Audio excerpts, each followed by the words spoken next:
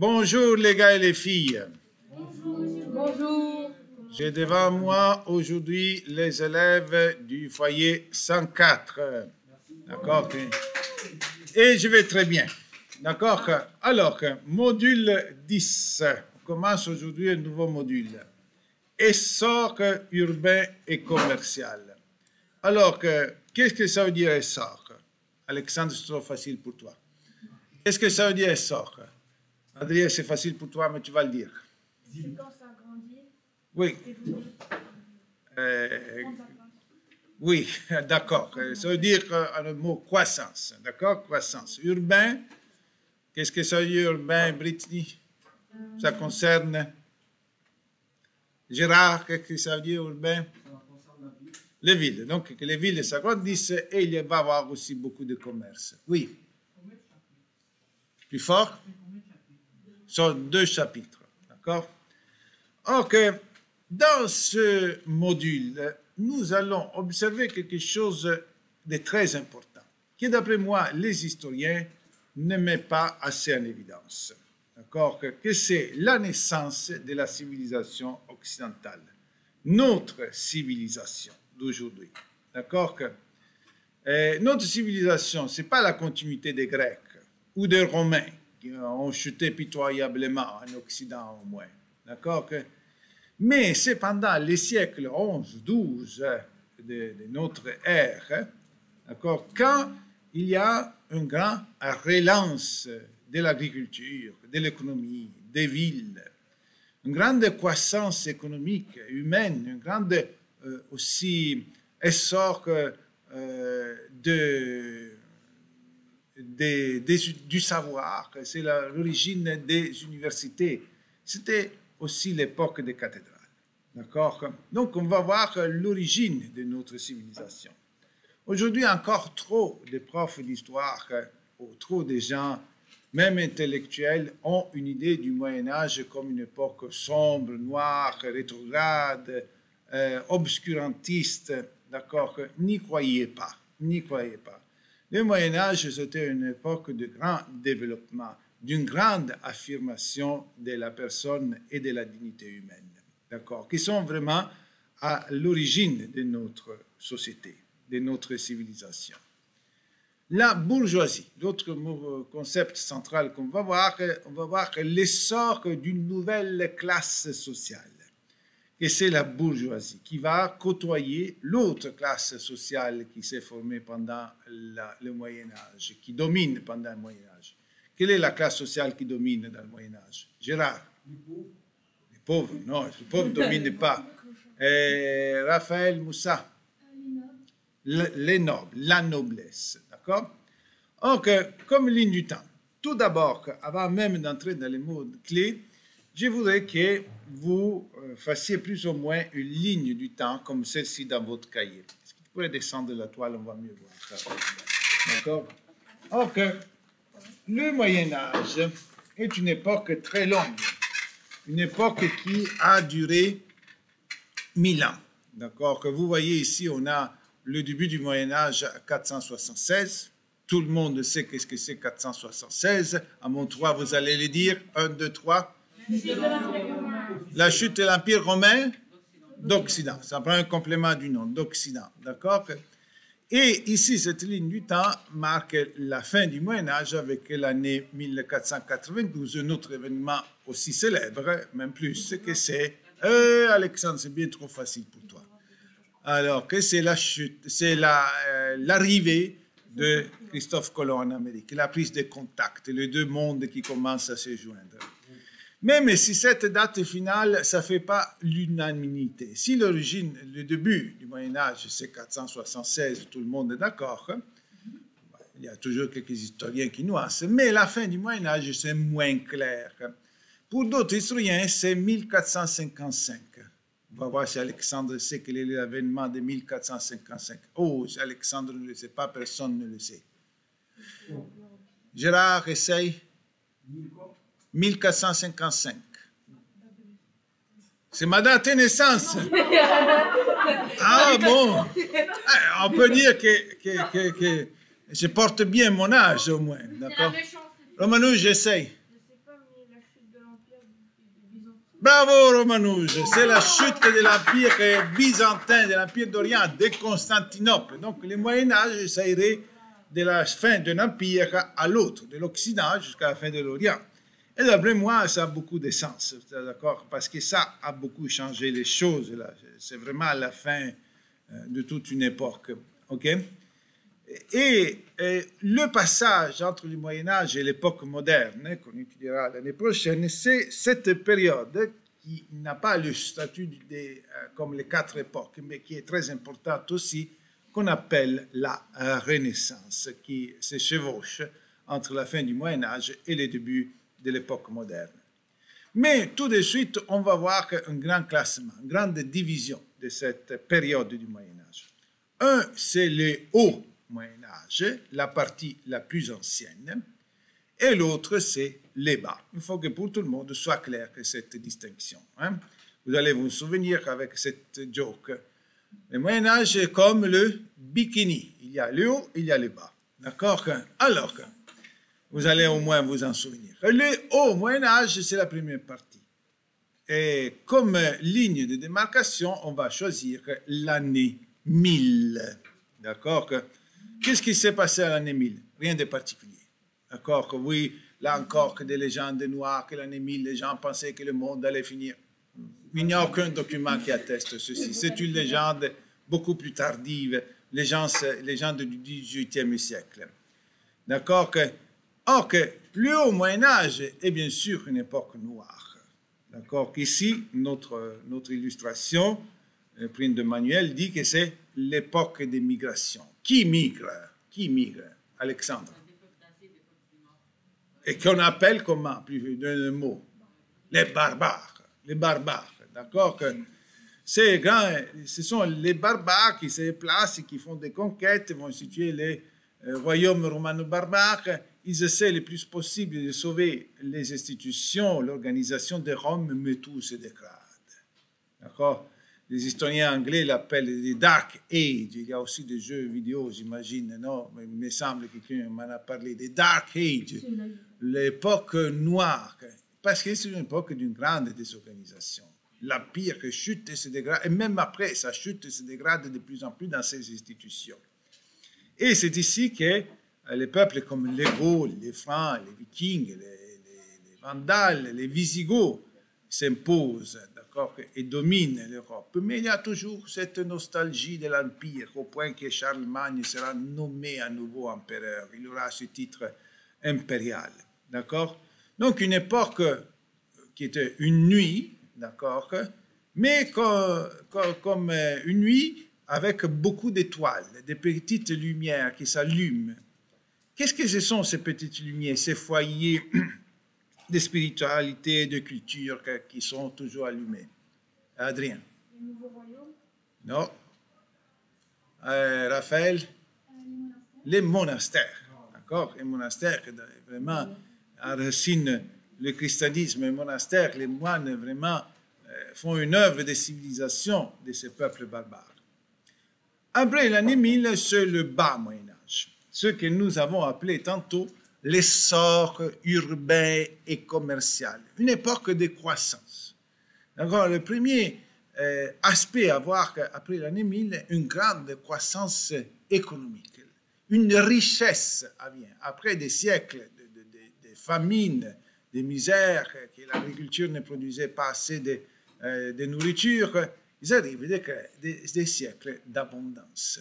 La population augmente, on défriche de plus en plus de terres, on a de plus en plus de terres à cultiver, et une croissance de l'économie, des produits artisanaux, de la production agricole, du commerce, des bateaux. Et c'est à cette époque qu'on a des éléments magnifiques à l'origine de notre civilisation. On a les magnifiques cathédrales, qui sont le monument sublime de l'aspiration humaine de cette époque. Et ne l'oublions pas, le bas Moyen-Âge, c'est l'origine des universités. D'accord? On en parlera dans nos cours. OK? Mais après 3 siècles de croissance, 3 siècles où c'est l'origine de notre civilisation, il y a le XIVe siècle. Et là, tout ça change. Le XIVe siècle, le 1300, on l'appelle le siècle funeste. Dans cette croissance économique et culturelle de l'Europe, il y a une parenthèse que c'est le XIVe siècle. Le siècle funeste, ici, on l'appelle les temps peu difficiles, d'accord? Où trois malédictions, les gens de l'époque les considéraient comme malédictions, tombent sur la société de l'époque. Quelles sont les trois malédictions traditionnelles? Alexandre. Oui, la guerre, d'accord, la famine et les épidémies. Je vous dis une année 1347. Qu'est-ce que c'est, Alexandre? La peste noire. Ça, c'est une question pour toi. La première vague de peste noire, d'accord, qui décime la population. Okay? Aujourd'hui, vous voyez comment l'épidémie de coronavirus, ça a bouleversé complètement notre société, notre organisation, les écoles fermées, les voyages interdits, le couvre-feu terriblement.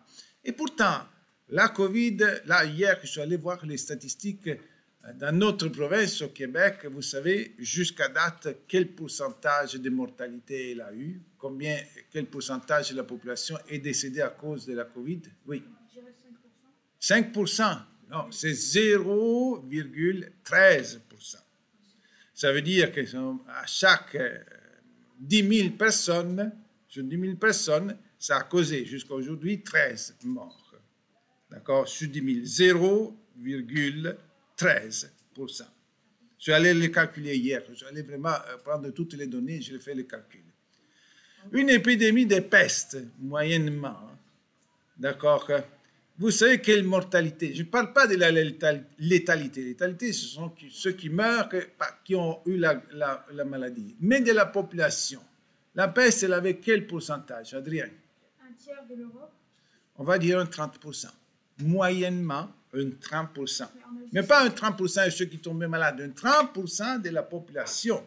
Ici, on est 24, 25, ça veut dire que l'épidémie arrive, quelques mois plus tard, on retourne à l'école. 8 d'entre nous ne sont plus là. D'accord? Et ça frappe plus fort les jeunes que les vieux, surtout les autres vagues. D'accord? Alors que, on va voir que ceci, donc,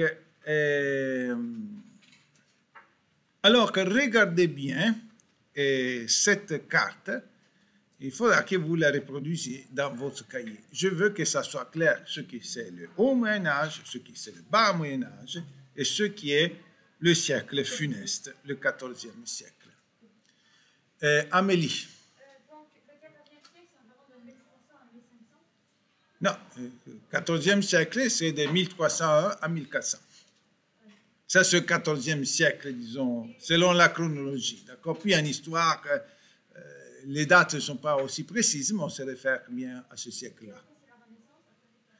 Oui, et après ça sera la Renaissance, qui sera notre dernier module de l'année, dont on en parlera dans quelques semaines. Essor urbain commercial 1, premier chapitre, croissance économique. 11e siècle, le surplus agricole. Qu'est-ce qu'il arrive toujours quand l'agriculture produit plus? Il y a une constante dans l'histoire, une cause-effet qui se reproduit normalement, à plusieurs époques. L'agriculture produit plus. Qu'est-ce qu'il arrive? Adrien? On peut passer du temps à faire d'autres choses. Oui, ça c'est vrai, mais il y a un autre fait encore plus direct. L'augmentation de la population. D'accord? Au XIe siècle, l'agriculture commence à produire plus. Il y a un surplus plus significatif. D'accord? Après des siècles de famine, de production très basse, mais on a vu des siècles quand même qu'on a développé de nouvelles technologies, à partir du XIe siècle, sensiblement, l'agriculture produit plus. Et le premier effet de cette augmentation de l'agriculture est l'augmentation de la population, comme ce graphique le montre bien. Regardez bien, on va prendre l'estimation haute, En 1200, il y a 60 millions d'habitants en Europe, qui devient 80 millions en 1300, qui tombe à 45 en 1400, pour les trois malédictions du XIVe siècle. D'accord? Mais ce surplus agricole a aussi d'autres effets. Il y a plus de gens qui peuvent s'occuper, qui peuvent développer d'autres activités de production autres que l'agriculture. Donc, il va y avoir plus d'artisans. Un peu comme à l'origine de l'agriculture, un des premiers effets de l'invention de l'agriculture, c'est l'affirmation d'une nouvelle classe sociale, que c'était les artisans. Et l'histoire se répète. D'accord? L'agriculture produit plus, il y a plus d'artisans. Mais les artisans, où est-ce qu'ils habitent, d'après vous? À la campagne ou à la ville? En ville. Ils ont intérêt à rester en ville, dans le centre, d'accord? Et donc, les villes vont s'accroître de plus en plus. Une des caractéristiques du haut Moyen-Âge, c'était que les villes étaient presque disparues. Rome, qui avait 1 million d'habitants à l'époque de l'Empire, dans les premiers siècles de l'Empire, d'accord, elle va être une ville avec quelques milliers d'habitants qui vivent dans les ruines de l'Antiquité. Les arcs du Colisée sont utilisés comme des étables pour les moutons, pour les bovins, d'accord. Maintenant, il y a un retour des villes. De nouvelles villes sont fondées, d'accord, toutes évidemment entourées par une muraille. On est toujours au Moyen-Âge, il y a toujours les attaques, d'accord. Mais les villes deviennent de plus en plus importantes. Et beaucoup de villes deviennent aussi autonomes, d'accord, développent de plus en plus une autonomie. Ce n'est pas encore l'époque où les rois ou les empereurs ont beaucoup de pouvoir. Le pouvoir qu'on a vu dans le haut Moyen-Âge était dans le fief, les seigneurs avaient le pouvoir. Les rois et les autres nobles étaient là pour des alliances de guerre. Maintenant, il y a aussi un pouvoir dans les villes. Les seigneurs des villes ont des autonomies. Ils ont toujours des rois, des empereurs. On appelle ce type de villes les communes. Et cette époque-là, l'époque communale. Des questions? Brittany. Pouvez-vous répéter c'est quoi un débat des communes? Bon, les communes, c'est quand les villes qui s'agrandissent vont avoir une relative autonomie dans l'administration. Et les villes vont avoir un noble qui les domine qui s'appellera le seigneur. Il y a le seigneur dans le fief, il y a le seigneur dans la ville. Prochain mot-clé, le marché médiéval. Alors que c'est aussi l'époque de l'essor commercial. Plus on produit et plus il faut s'échanger ces produits, et plus il y a du commerce. Cette époque du Moyen-Âge, c'est aussi l'origine du marché hebdomadaire. Et si vous avez l'origine de votre famille dans un pays d'Europe ou un pays qui a été en contact strict avec l'Europe, vous savez qu'il y a dans chaque ville, dans chaque village, un marché hebdomadaire, d'accord, où les marchands arrivent, ils installent leur inventaire et puis quelques heures plus tard, à la fin de la demi-journée, ils démontent tous et s'en vont. Donc ce marché hebdomadaire a l'origine dans les siècles du bas Moyen-Âge. Le marché hebdomadaire a lieu dans la place principale de la ville. Et là, tous ceux qui ont à vendre quelque chose arrivent. Les premiers qui arrivent, ce sont les paysans. Ils sont partis tôt le matin de la campagne avec leurs chariots tirés par les bœufs, lents, un bœuf normalement lent, mais il arrive, mais qui avance sûrement. Et quand ils arrivent en ville, ils vendent les produits de la campagne, des légumes, des fruits, de la farine, de la volaille, peut-être quelques moutons, d'accord, et des œufs. Et ils s'empressent de vendre tout ceci, parce que quand ils ont tout vendu, ils ont l'argent pour aller acheter les produits qu'on peut acheter en ville. Les artisans aussi, ils installent leur comptoir en dehors de leurs ateliers et ils vendent leurs produits. Des casseroles, des miroirs, des couteaux, d'accord, des tissus. Bon. Mais il y a aussi des marchands qui viennent d'autres villes. D'accord. Par exemple, dans une autre ville, il y a des artisans qui se sont spécialisés pour faire des miroirs. Ça coûtait cher les miroirs à l'époque. Et les marchands amènent des miroirs. Et dans cette ville, il y a des marchands qui sont spécialisés à faire des couteaux. Alors, ils achètent des couteaux qu'ils iront vendre ailleurs. D'accord. Il y a déjà un commerce dans ce bas Moyen-Âge, c'est réactif, un commerce qui existait déjà dans l'Antiquité entre l'Orient et l'Occident. Mais quand je dis l'Orient, ce n'est pas seulement Constantinople, c'était vraiment l'Orient, l'Orient. Quel est l'Orient? Oui. Quels sont les deux grands peuples? Oui. Aujourd'hui, comme à l'époque, qu'on faisait un commerce. Plus loin encore, la Turquie n'existait pas à l'époque. Les Turcs n'étaient pas arrivés encore en Turquie. Oui. Moi, j'aurais dit les Arabes et la Chine. Plus loin que les Arabes. L'Inde et la Chine aussi. L'Inde pour les épices et la Chine pour la soie et pour la porcelaine. D'accord? Déjà, c'est un commerce fait souvent d'intermédiaires. Ça faisait en sorte que les produits qui arrivaient de ces pays-là étaient extrêmement chers parce que si se passe des 20 intermédiaires, chacun doit appliquer son gain, donc doit avoir son gain, donc ça va coûter cher. Mais il y a déjà ce commerce-là. C'était rarissime qu'un marchand de l'Europe aille jusqu'à Chine ou jusqu'en Inde. Quelquefois, ça arrivait. Surtout, l'a fait, il a passé 30 ans là, il a écrit un livre qui deviendra extrêmement populaire. Simon. C'est Marco Polo. C'est Marco Polo, dont on parlera plus tard. Prochain mot-clé, la foire. La foire, c'était le grand marché. D'accord? Une fois par année, dans une ville, ça pouvait durer une semaine, ça pouvait durer plus d'une semaine. C'était la rencontre des marchands de toute origine. D'accord? Le patronage, c'était du seigneur de la ville qui aimait bien ceci. Ça faisait connaître la ville. Puis tous les marchands qui entraient en ville, ils avaient une taxe à payer, donc ils avaient des revenus. Les gens de la ville pouvaient héberger ceux qui venaient pour la foire, ça faisait des revenus.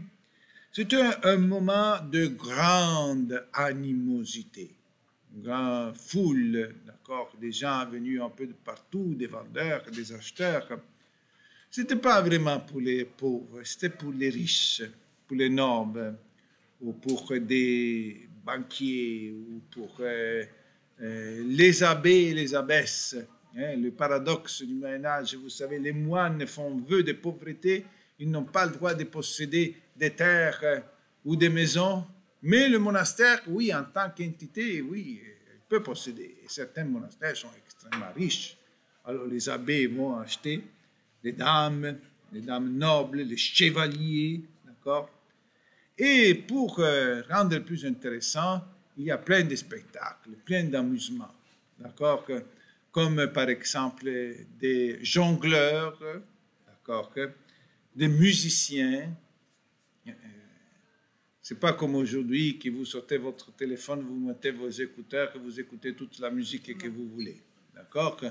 À l'époque, s'il n'y avait pas quelqu'un qui jouait de la musique avec des instruments, on n'avait pas l'occasion d'écouter la musique. Donc, c'était assez rare d'avoir de la musique instrumentale.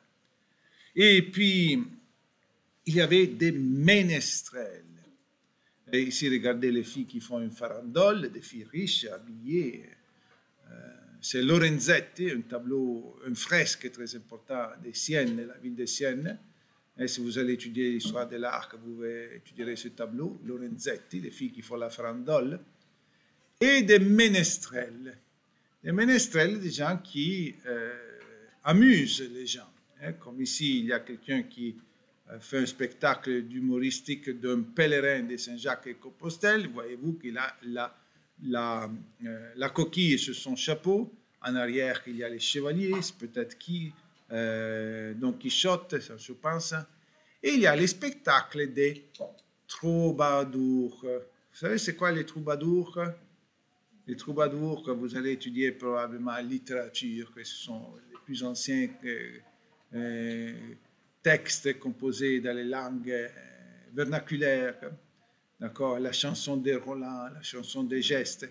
Des gens qui viennent, qui en chantant, quelquefois avec des images, quelquefois avec des marionnettes, racontent les gestes héroïques des chevaliers, les grandes batailles, ce grand personnage qui devient fameux, suscitant entre les jeunes le désir de devenir des chevaliers pour avoir autant de gloire. Adrien. Donc, la foi, si vous pouvez reculer du nom. Pardon? Vous pouvez reculer du nom. Oui.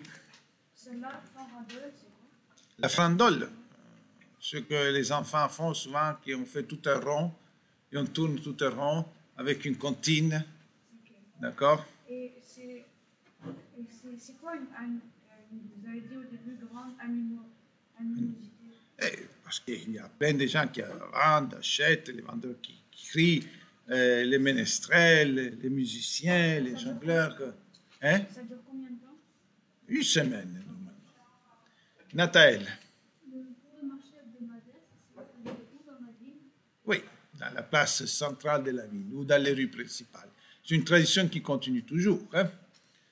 Qui d'entre vous a déjà vu un marché hebdomadaire? Okay. Nous, en Amérique, on n'en a pas, jamais vu. Marché Jean Talon, marché à toi, ce sont des marchés permanents.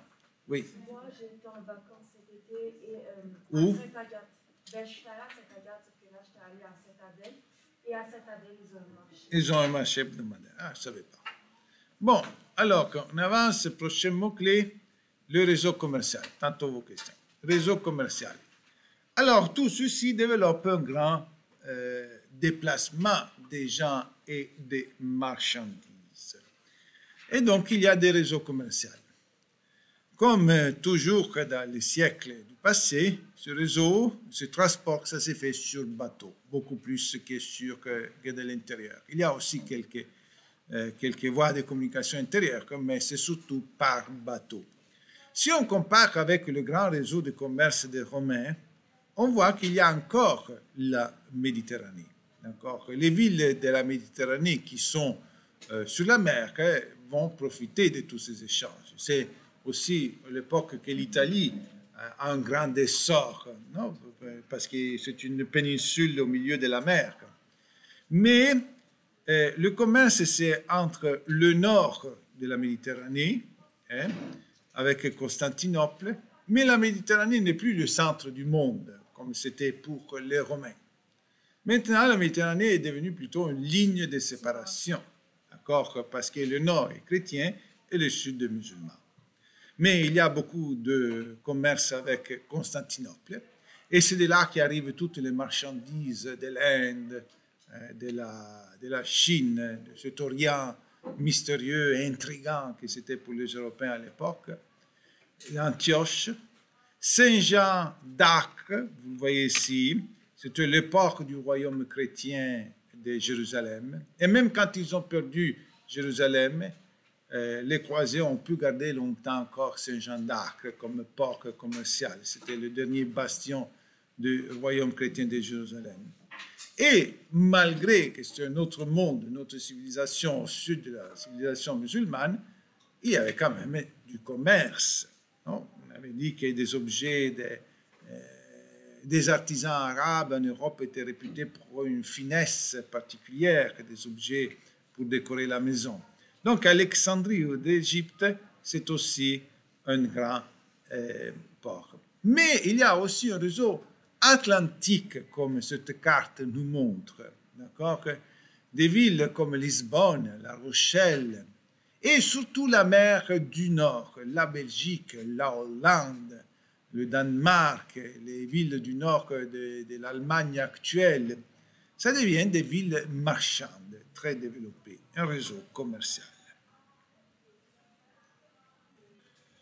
Prochain mot-clé. Les ligues commerciales. Or que c'est à cette époque qu'on va voir les premières ligues commerciales. Les ligues commerciales, ce sont les ancêtres des grandes corporations d'aujourd'hui, ce qu'en Europe on appelle les grandes sociétés par action, compagnies commerciales, sociétés par action. D'accord? Qui a une idée de ce qui est une corporation d'un point de vue commercial? Qui est capable de donner Dioba? Pour moi, c'est un peu des gens qui font le même métier, qui se sont rassemblés et qui gèrent un peu, on va dire, qui gèrent. Oui, des gens qui se rassemblent font le même métier. Oui, ça c'est la signification ancienne des corporations. Mais aujourd'hui, quand on parle de corporations, surtout en Amérique du Nord, qui est capable de me citer une corporation? Oui. Apple, Microsoft, d'accord? On peut prendre Ford, on peut prendre plein d'exemples. Ce sont les grandes compagnies commerciales. Or, que ces grandes compagnies commerciales, pour opérer et pour exister, ils ont besoin d'énormes capitaux, des milliards et des milliards de dollars. Tous les édifices qui leur appartiennent, tous les produits qu'ils achètent, qu'ils vendent, tous les gens qui travaillent pour eux autres, tous les marketing qu'ils doivent faire, d'accord? Ceci prend énormément de capitaux. Or que rarement on trouve une seule personne qui a tous ces capitaux-là. Oui, il y a quelqu'un qui investit 30%, mais même n'investit pas tout son capital, parce que si l'entreprise va mal, il perd tout. Et alors, qu'est-ce qu'on fait? On fait des sociétés par action. D'accord? On ramasse des énormes capitaux en demandant aux gens de contribuer, de s'associer. Ce sont les actions. D'accord? Supposons que, un exemple banal, absolument approximatif, mais qui ça nous donne l'idée, d'accord? Supposons que nous fondons une grande compagnie commerciale et on a besoin de 10 milliards de dollars. Qui a 10 milliards de dollars? Moi, je les ai. Ah, Romanou, je suis là. Dans le futur, tu le sauras, parce que tu deviendras riche, d'accord? Dommage que je serais mort, que je ne pourrais pas te demander de l'argent. Alors que, vous comprenez, 10 milliards de dollars, et alors qu'est-ce qu'on fait? Il y a quelqu'un qui investit et qui a 3 milliards, il va mettre 3 milliards. Il va être propriétaire à 30%. Et les autres, on va faire des actions. C'est-à-dire, on va émettre 1 milliard d'actions pour que tout le monde, tous ceux qui veulent investir peu ou beaucoup, puissent le faire. Combien ça va coûter chaque action? 10 milliards de capital, 1 milliard d'actions. Oui, le capital est divisé en 1 milliard d'actions. Oui, Nathalie, 10 dollars. D'accord? Alors, 10 dollars, c'est tout le monde qui les a. D'accord? Pas toi. OK. Aide tes parents à faire le ménage, tu auras 10 dollars. Alors vous comprenez, tout le monde peut mettre 10 dollars.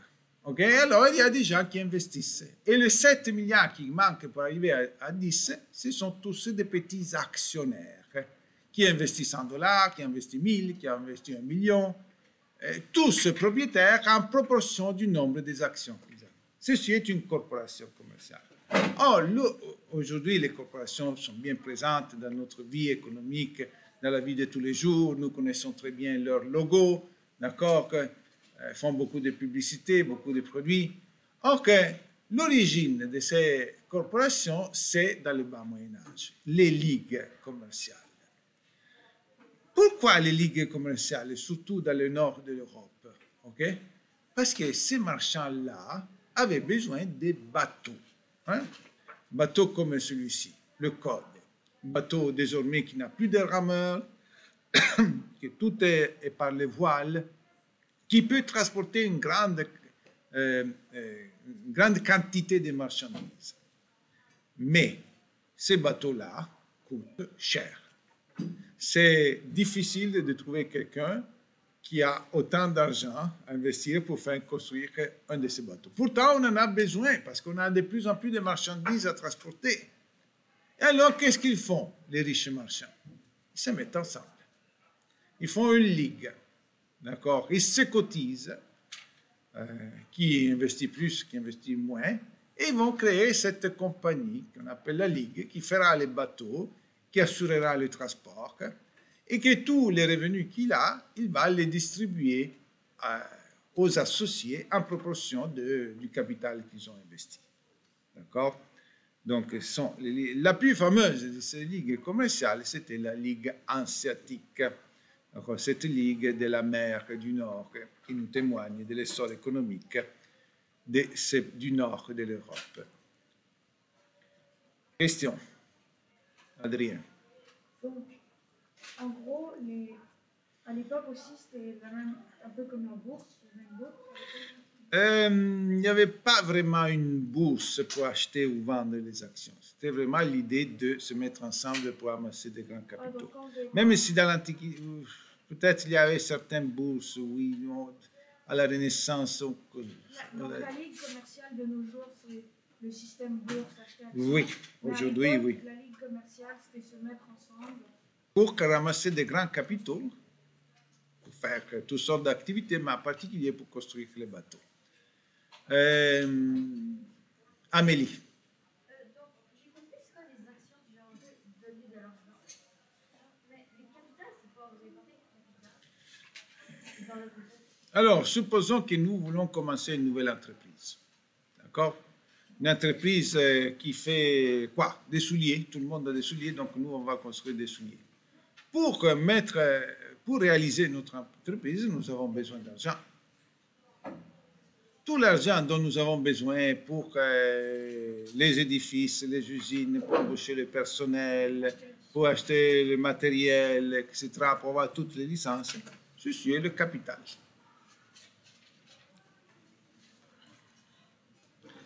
Prochain mot-clé, les banques. C'est l'origine aussi des banques. Donc, c'était une époque où les États souverains, les rois, ne comptaient pas beaucoup. Il y avait les rois, mais s'occupaient souvent de la guerre. Okay? Ceux qui avaient le pouvoir, c'était les villes. Donc, chaque ville avait son propre système, souvent sa propre monnaie. D'accord? Alors que les marchands qui devaient aller d'une ville à l'autre avaient besoin d'échanger leur monnaie. Et un service, une profession qui s'était affirmée, c'était l'échangeur de monnaie. D'accord? Qui mettaient leur comptoir, d'accord, qui installaient un comptoir. Comptoir en italien se dit banca, d'accord, et c'est de là qui vient le mot banque, et échanger les monnaies avec les marchands. Entre les marchands et les changeurs de monnaie s'est créé des liens et de confiance. Ils se connaissaient après des temps qu'ils faisaient des affaires, mais imaginons qu'à un moment donné, certains marchands décident de laisser en dépôt un certain montant d'argent au changeur de monnaie.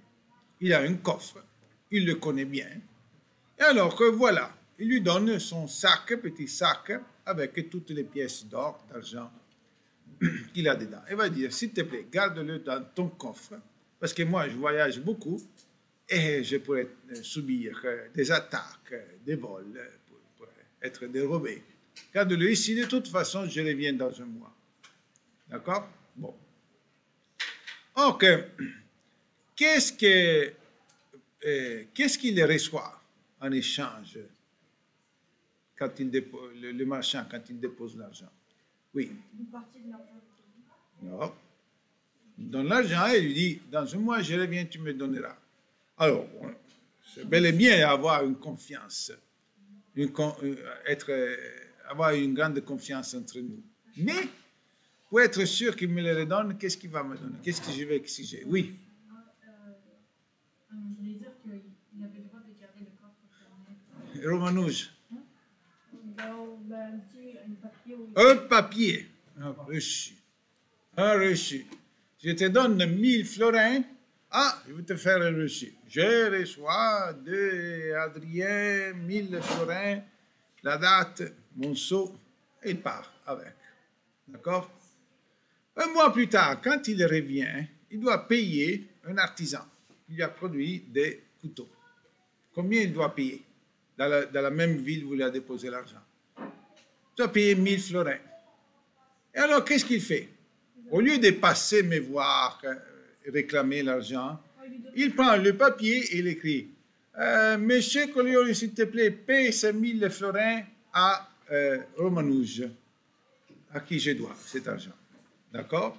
Romanouge prend le papier et il vient me voir. Ou bien il va payer quelqu'un d'autre. D'accord? C'est l'origine de quoi? Nathalie? Du chèque. Mais on pourrait dire aussi des billets de banque. D'accord? Parce qu'à un moment donné, on voit que ce système fonctionne. Moi, je vais faire un papier. Il me donne 1000 florins. Au lieu de lui faire un seul papier, je vais lui faire 10 papiers, des 100 florins chaque, sans écrire son nom. Tous ceux qui me présenteront ce papier, ils auront droit à réclamer 100 florins sur le billet de banque. Et ce échangeur de monnaie qui désormais est devenu un banquier, il a plusieurs clients comme celui-ci. Et dans son coffre, il se retrouve plein d'argent. Il ne lui appartient pas, mais qu'il est dans son coffre. D'accord? Il va avoir, par exemple, 100 000 florins. Alors que, mais il le garde bien, évidemment. D'accord? Puis de tout se passe, mais normalement, il ne se fait pas voler. Et alors, qu'est-ce qu'il fait? Bon, il dit, ils ne viendront pas tous ensemble à réclamer leur argent. D'accord? Chaque jour, il y a quelqu'un, mais il y a d'autres qui déposent. Alors, qu'est-ce qu'il fait? Il garde dans son coffre 10 000 florins. Les autres commencent à les prêter à des gens qui ont besoin, par exemple, d'argent pour agrandir leur atelier, qui ont besoin d'argent pour acheter une terre à mettre en production. Il le prête, il se fera retourner cet argent-là et il exigera un intérêt. Parce que toi, tu vas t'enrichir avec cet argent, donc une partie de ceci, tu vas me le donner. Un intérêt. Et voilà que sont nées les banques. D'accord? Aujourd'hui, les banques, ce sont les compagnies commerciales les plus puissantes. Si vous allez dans une ville en Amérique du Nord, comme en Europe, ou même en Afrique, partout dans le monde, si vous regardez au centre-ville, les édifices les plus beaux, les plus hauts, les mieux entretenus, ce sont des banques. Ce sont les réelles cathédrales d'aujourd'hui du Dieu de l'argent. D'accord? L'origine de ces banques est dans cette époque. Oui. Bien sûr, là où il y a de l'homme, il y a de l'hommerie. Dernier mot-clé. La bourgeoisie. Le mot bourgeoisie vient de bourg. Qu'est-ce qu'un bourg? Quel est le synonyme d'un bourg? Non, je demande à Gérard. Non, bourg, pas bourgeois. Bourg, qu'est-ce que ça veut dire bourg? Pourquoi je demande à Gérard? Parce que c'est lui l'urbaniste. Donc bourg, ça veut dire ville. Ville, petite ville. D'accord? Un bourg.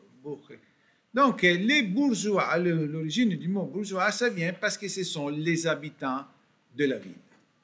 Donc toutes ces nouvelles classes sociales qui se sont affirmées, dont on a parlé, des artisans, qui produisent beaucoup et s'enrichissent, des marchands, les banquiers, d'accord? Tout ceci, ça devient une classe sociale importante, significative, riche par tous ces commerces. Mais ils ne sont pas nobles, d'accord? Ils n'ont pas la noblesse, d'accord? Donc, la bourgeoisie va côtoyer la noblesse qui domine toujours, mais la bourgeoisie va devenir de plus en plus importante. Ça arrivera à son sommet à la Révolution française et puis on verra à la Révolution industrielle, d'accord, la bourgeoisie. Mais les bourgeois vont aussi changer le régime, la politique de l'époque. Pourquoi? Parce que les bourgeois, aux autres, ils n'aiment pas changer toujours de monnaie quand ils vont d'une ville à l'autre. Ils n'ont pas payé des taxes et des douanes quand ils vont d'une ville à l'autre. Ils n'aiment pas, d'accord, trouver des systèmes et des mesures différents. Un marchand de tissus dans chaque ville doit connaître le système de mesures de chaque ville. Ils aiment l'unification de tous ces systèmes. Ça favorise beaucoup le commerce. Et ils aiment aussi surtout ceux qui construisent des routes, qui relient bien, routes rapide et sécuritaire entre une ville et l'autre. Donc, les bourgeois vont faire de plus en plus de pression pour que les rois aient plus de pouvoir. Parce que les rois, d'accord, ont le pouvoir d'unifier la monnaie, les systèmes. Et donc, à l'origine, dans les premiers siècles du bas Moyen-Âge, les rois ne comptent rien.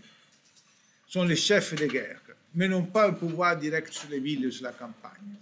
Mais on verra à la fin de cette période, à l'époque moderne, plus ça avance, plus les rois vont avoir du pouvoir dans leurs mains.